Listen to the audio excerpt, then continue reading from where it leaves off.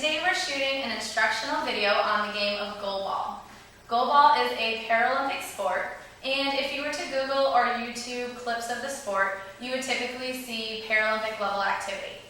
What we're going to do today is we're going to break it down and show you a way that you can easily teach your students in a recreational setting, a community setting, or even in phys ed.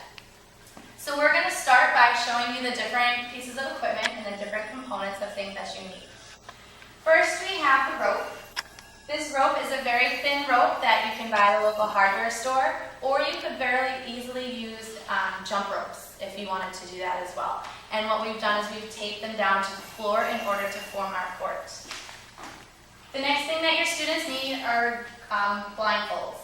We've used science class grade goggles and we've blocked them out with black electrical tape, or you could use bandanas for a more comfortable fit. Next we have the Goalball. The Goalball right here is a regulation size Goalball. It's heavy and it has a sound source in it. So if you're going to be using a Goalball in your classroom, you want to pick up a regulation size Goalball. Another important gear aspect during the game of Goalball is your knee pads right here. The kids are going to be on the floor, sweeping around, diving and whatnot, so it's important that their knees are carefully protected on the hard surface. So now what we're going to do is we're going to show you a brief overview of what the game will look like. For our demonstration purposes, we're only using half of the court, so that way we can focus in on what the students are doing. Traditionally, however, in an actual game, you would have 3 players on one end of the court and 3 players opposite them on the other end of the court.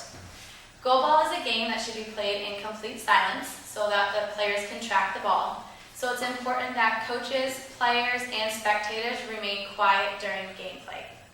What you'll see is the players will be throwing the ball to the opposite team, and then they'll be receiving the ball in an attempt to save or block their goal line, which is the far line in the back.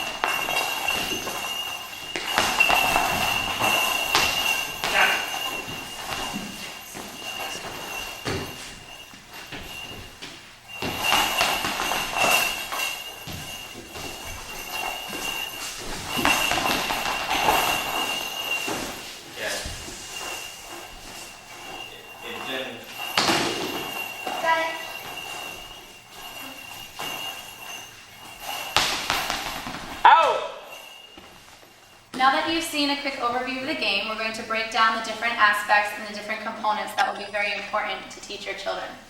The first thing that we're going to go over is the court lines and the team area. The goalball court is a rectangular shaped court, and at each end there's a team area. Within the team area, you'll see your 3 athletes who are lined up in their positions. Each position has a small hash mark that will indicate where the position should be. All of our lines, as we showed you, are raised with rope and taped down, so that way the athletes can tactily feel where their positions are. In order, we have left wing on the left end of the box. We have center in the middle of the box. And we have right wing over on the right side of the box. It's important that each student stay in their area and locate where they belong by using the hash marks to avoid collisions. A great strategy to use is to have your center player up towards the front of the box near the team line, and then your wings scooched back a little bit so that way when the students dive, which we'll show you in a moment, when they dive they will avoid collisions with each other. The next important piece of goalball is the dive or block. Essentially, you are the last line of defense before a team scores a goal. So it's very important that your form is perfect when it comes to making a dive or block. It is also very good for students with visual impairments for body awareness and knowing where they are on the court. So as we see here, this student right here is going to make a dive with the ball coming over to this direction. So he's going to dive, and as you see, his body is nice and straight, parallel with the goal line. His top leg is going to be a little higher up off the ground and in front of his bottom leg. That's to prevent from the ball jumping over his leg. So this is going to protect his goal line even more so that the ball doesn't hit his bottom leg and eventually score over his body. Another important aspect are his hands. His arms are going to be outstretched above his head, as wide and parallel with the goal line as well. This is to protect anything above his head from scoring. The last important aspect is his nose. So for safety for the student, he's going to have his nose pointed up towards the sky. His arms are going to protect his face, therefore no ball is able to hit him in the nose and possibly create injury. Alright, you want to sit up for me? So what we're going to do now is I'm going to just roll the ball towards the student and he's going to perform a block for us.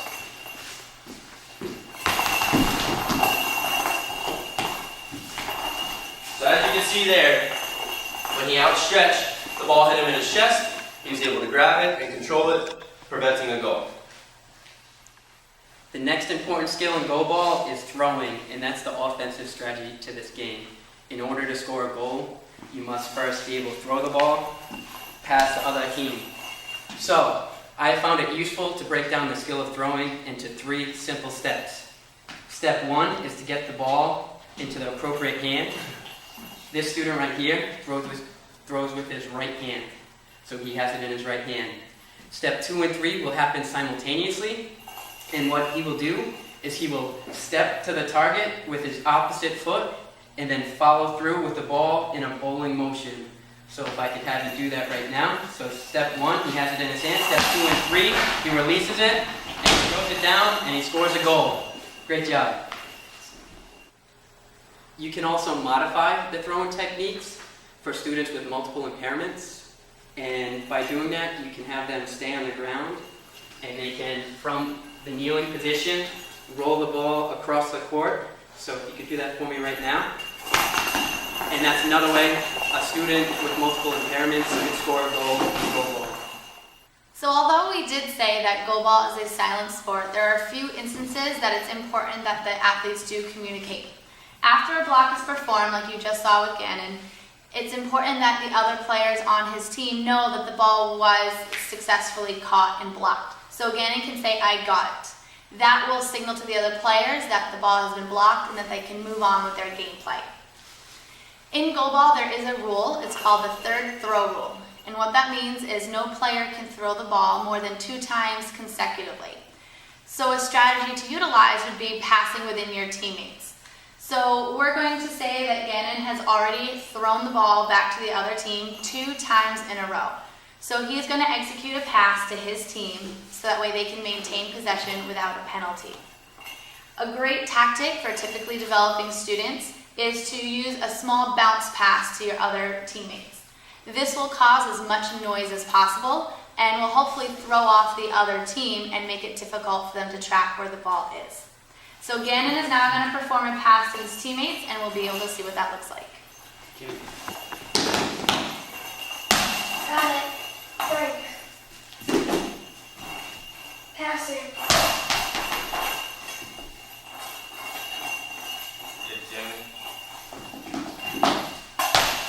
Got it. Gannon. Yep.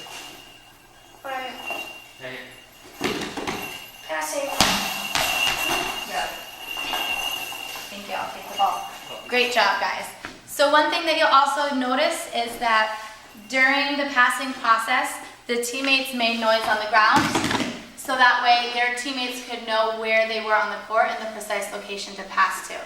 So that's another tactic in order to promote good teamwork. Just to go over some more beginner rules for the game of goalball. One important thing is the students should always have their goggles on their face, and they can try not to touch their face during the game. If at any point the students need to adjust the goggles on their head, it is important that they call a team timeout. Some other times during the game are coach's timeout and injury timeout. where the students are allowed to remove their goggles or at least adjust them on their face. Another rule that is important to implement is the high ball rule. On a traditional court, there are lines that are marked that will signify where the high ball line is.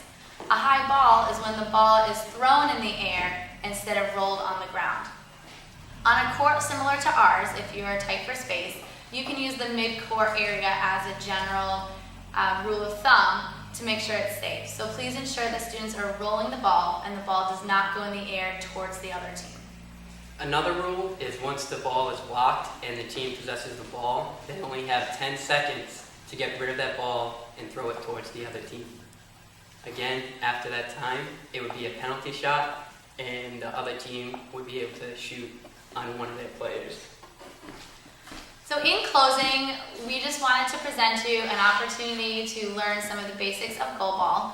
It is a really great inclusive sport that students of any ability level can participate in within your class.